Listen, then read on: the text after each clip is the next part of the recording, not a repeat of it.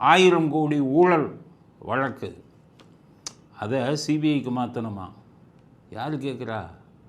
எதிர்கட்சியில் கேட்கணும், சிபிஐக்கு மாற்றணும்னு. ஆளுங்கட்சியை கேட்குறான். டாஸ்மாக் நிறுவனமே அப்பீல் பண்ணியிருக்கான். டாஸ்மாக் நிறுவனமே தமிழ்நாடு அரசாங்கத்துடைய கட்டுப்பாட்டில் தான் இருக்கான். டாஸ்மாக் நிறுவனம் அவனே ஹைகோர்ட்டில் போய் இதை சிபிஐக்கு மாற்றிருங்கிறான். புரிஞ்சிருக்காது உங்கள் எல்லாருக்கும், யாருக்குமே புரிஞ்சிருக்காது. என்னடா இவன் போய் சிபிஐக்கு வேண்டாம் மாற்ற சொல்லணும்? புரியாமல் இப்போ தலையை பிச்சுக்கிட்டு இருப்பாங்க. ஆனால் உள்குத்து வேலை அதில் நிறையா இருக்குது. இப்போ டாஸ்மாக் 1000 கோடி வழக்கை விசாரிக்கிறது யார்?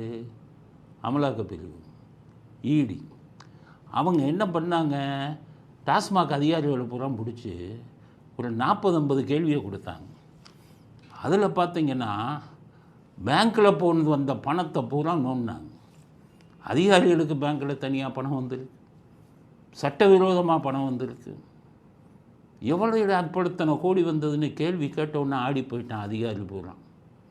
என்னடா அத்தனை கேள்வியை கேட்டானே, எதுக்கு பதில் சொன்னாலும் மாட்டிக்குவோமேன்னு ஸ்டாலின்கிட்ட சொன்னான். ஐயா, அவன் கேட்ட கேள்விக்கெல்லாம் பதில் சொன்னால் நீங்கள் உள்ளே போயிடுவீங்கயா.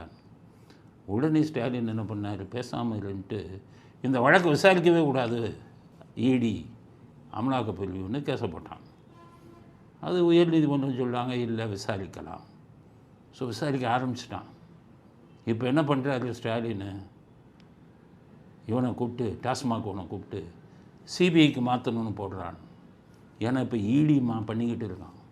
இடி தான் எல்லா இதையும் கையில் வச்சுட்டான். பேங்க் ஸ்டேட்மெண்ட்டு பூரா இங்கே பண்ண பணம் கூத்து பூரா பேங்க்கில் மாற்றின பணம் பூரா எடுத்துட்டான்.